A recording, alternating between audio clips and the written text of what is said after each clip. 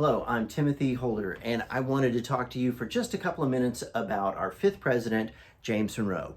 Monroe gave a lot of gifts to the United States. He fought in the American Revolution. He was one of the diplomats who helped negotiate the Louisiana Purchase, which was really a big deal because it doubled the size of the United States. And he served as Secretary of State. So he contributed in a lot of ways to the birth and growth of the country. And of course, he was also a two-term president.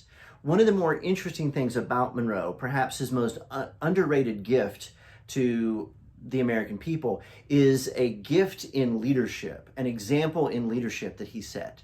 For most of us who are leaders ourselves or who are under the authority of other people and their leadership, most of us have observed that leaders tend to lean one of two ways.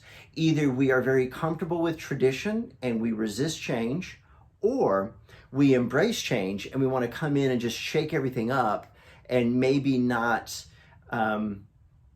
treat traditions as respectfully as we could. Maybe we don't see the value in some traditions. So Monroe is an interesting guy because when he became president, when he was inaugurated, he showed up at his inauguration wearing the tri-cornered hat and the knickers, the pants that just come down to the knees.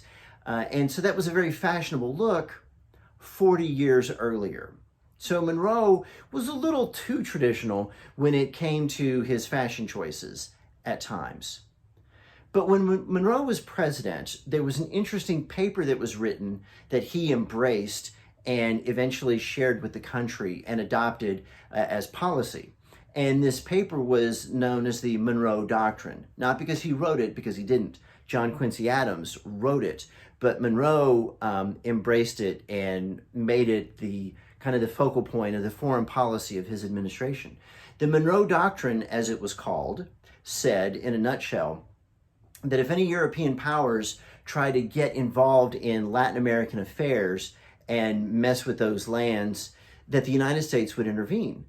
And the reason why this was such a radical position for us to take back then is because all the presidents before Monroe had gone to great lengths to stay out of foreign affairs. We wanted to deal with stuff that only related to the North American continent. We were not interested in being involved in the rest of the world.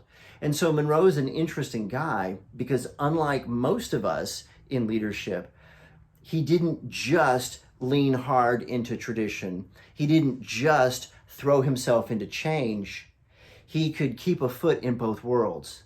I think that many of us who are leaders could learn from that example. So I just wanted to leave that idea with you today, and I wanted to encourage you to choose joy. Have a good day.